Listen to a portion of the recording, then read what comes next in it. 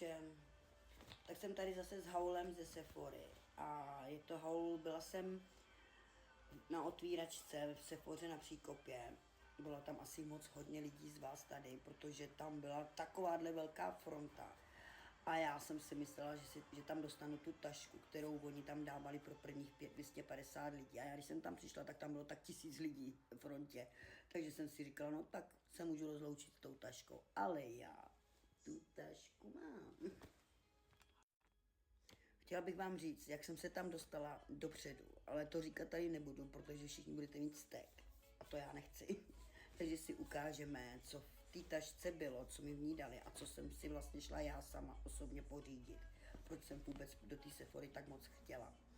Jako za prvý jsem chtěla sadu na vlasy od Marokanoil. Říkám to špatně, ale to nevadí.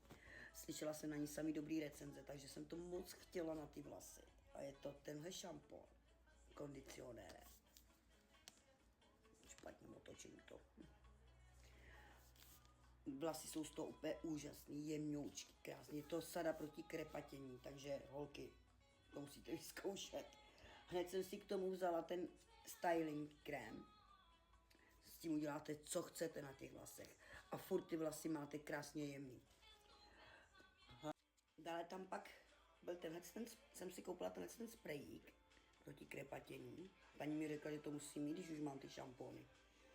A od nich v té tašce byl ještě olejček.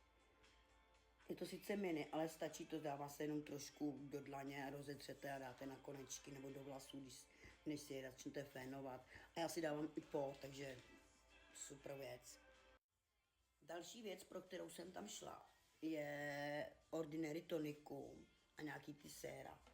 Takže jsem si vzala hned tonikum. A k tomu jsem si vzala jejich růžový sérum. Dělá to bariéru na pleti, takže asi znáte to jejich růžový sérum. A sérum už od nich některý mám a vzala jsem si ho znovu, je to Zinek Aniocanimic. Teďka v létě se to hodí, takže toho používám hodně. Takže další sérum mám tady. Ta Ordinary značka je strašně moc dobrá na pleť. Mám s tím každodenní skincare, takže nebudu určitě sama. Další věc, co jsem si tam pořídila, je make-up.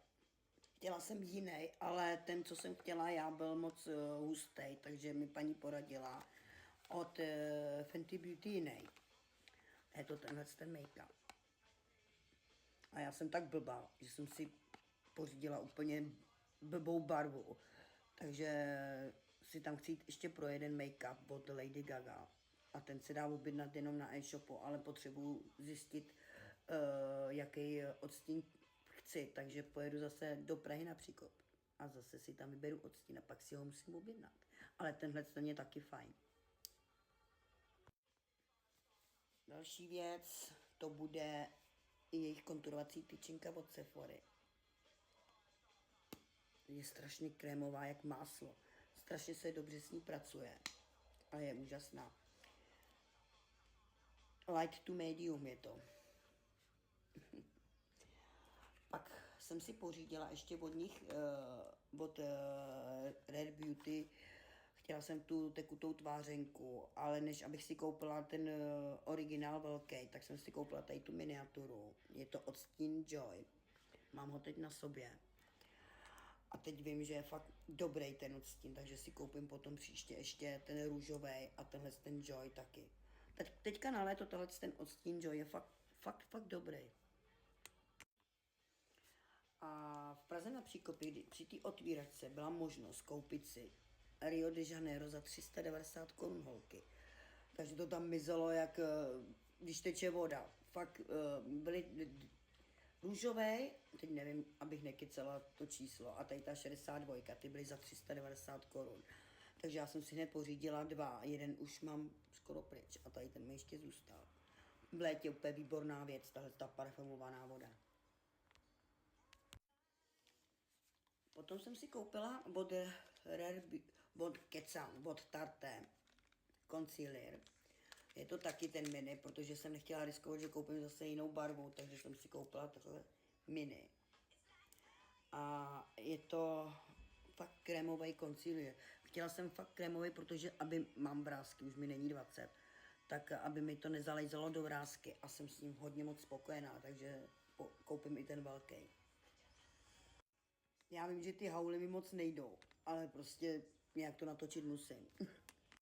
Tak teď půjdeme na to, co bylo v té tašce od Sephory, co dali všem. Asi nebylo to všechno stejné, co bylo v těch taškách. Koukala jsem na nějaký hauly od holek, co tam byly. Něco bylo stejný, něco bylo jiný, ale většinou to byly stejné věci, takže si ukážeme, co v tom všechno bylo. Za prvý tam dali, co tam ukážu, od Jimmy Choo krém na tělo.